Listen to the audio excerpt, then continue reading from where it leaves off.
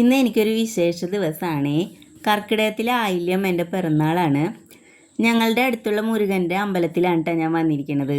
ഇന്ന് കർക്കിടകവാവും കൂടിയാണല്ലോ, അപ്പോൾ അതുകൊണ്ട് അമ്പലത്തിൽ നല്ല തിരക്കാണ്. ഇവിടെ അമ്പലത്തിൻ്റെ തന്നെ ഹാളിൽ ബലിതർപ്പണ കർമ്മങ്ങളൊക്കെ നടക്കുന്നുണ്ട്. ഞാൻ അമ്പലത്തിൽ നിന്ന് വന്നിട്ടാണ് കേട്ടോ 4 ആളെയും വിളിച്ചെണീപ്പിച്ചത്. ചേച്ചിമാർ 2 ആളും പല്ല് തേപ്പൊക്കെ കഴിഞ്ഞ് കുളിക്കാൻ പോയേക്കാണ്. ശബരിമലയ്ക്ക് പോകാനായിട്ട് ഇവിടെ വ്രതം തുടങ്ങിയിട്ടുണ്ട്. അപ്പോൾ അവർക്ക് കുളിച്ചിട്ടല്ലേ ഭക്ഷണം കഴിക്കാൻ പറ്റുള്ളൂ. ഉണ്ണികൾക്ക് 2 ആൾക്കും ഞാൻ ബ്രേക്ക്ഫാസ്റ്റ് കൊടുത്തോണ്ടിരിക്കുകയാണ്. അപ്പോഴത്തേനും ലച്ചും പൊന്നും കുളിച്ച് വന്നിട്ടുണ്ട് കേട്ടോ. 2 ആളും പൂജാമുറിയിലേക്ക് കയറി പ്രാർത്ഥിക്കൽ കഴിഞ്ഞ് കുറിയൊക്കെ തൊട്ട് ഇറങ്ങി വരുന്നുണ്ട്.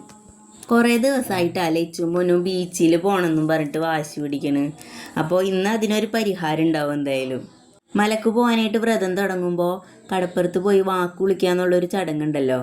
അപ്പോൾ ഇന്ന് പോവാന്ന് അച്ചാച്ചൻ അവർക്ക് പ്രോമിസ് കൊടുത്തിട്ടുണ്ട്.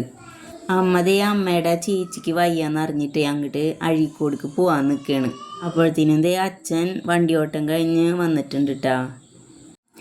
ലച്ചുമ്പോൾ ഒന്നും ഡാൻസ് പ്രാക്ടീസിലാണ്. ഈ സോഫ എന്താണെന്ന് ഇങ്ങനെ എടുക്കണത്? ഇവിടുത്തെ 2 കുഞ്ഞന്മാരുണ്ടല്ലോ, അവരുടെ കയ്യിലിരിപ്പോണ്ടാണ് കേട്ടോ ഇങ്ങനെ ഇട്ടിരിക്കണത്.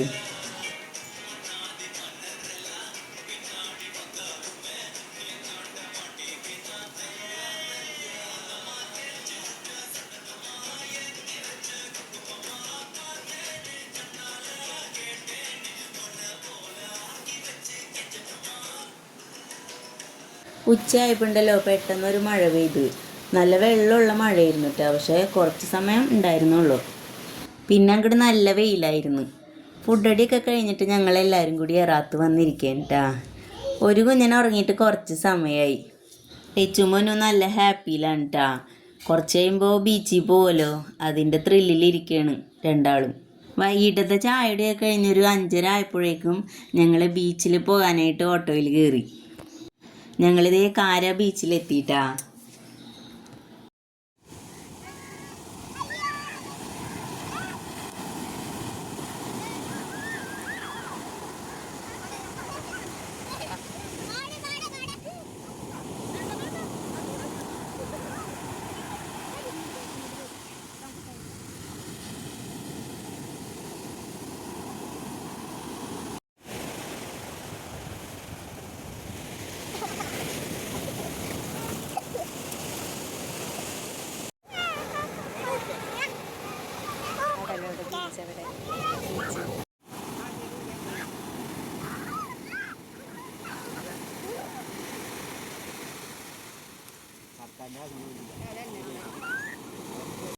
ലച്ചും പൊന്നുണ്ടല്ല വെള്ളത്തിൽ കിടന്നിങ്ങനെ ആർമാദിച്ചിരുന്നാണ്.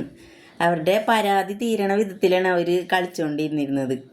ശിവയും ദേവയും മണ്ണിലാണ് കളിച്ചുകൊണ്ടിരുന്നത്. അവർക്ക് വെള്ളത്തിലേക്ക് ഇറങ്ങാനെത്തി കുറച്ച് പേടിയുണ്ടായിരുന്നു. അവിടെ കുറേ വഞ്ചികളുണ്ടല്ലോ, കരക്ക് കയറ്റി വെച്ചിട്ടുണ്ടായിരുന്നു. ഞങ്ങൾ അതിലൊക്കെ കയറിയിരുന്ന് കുറച്ച് ഫോട്ടോസൊക്കെ എടുത്ത് ഞങ്ങളിതേ കടലമ്മയ്ക്ക് ടാറ്റ പറഞ്ഞ് പോരാണ്. വീട്ടിലേക്ക് തിരിച്ചു പോരുന്ന വഴി കാരാപ്പള്ളിയിൽ പെരുന്നാൾ നടക്കണത് കണ്ട് ലച്ചുനും പൊന്നിനും ഇറങ്ങണമെന്നുണ്ടായിരുന്നു. പക്ഷെ ആകെ നനഞ്ഞിരിക്കല്ലേ, അപ്പോൾ അത് കാരണം അച്ചാച്ചനോട് നേരെ വണ്ടി വിട്ടോളാൻ പറഞ്ഞു. അപ്പോൾ ഇന്നത്തെ വീഡിയോ ഇത്രയേ ഉള്ളൂ. ടാറ്റാ.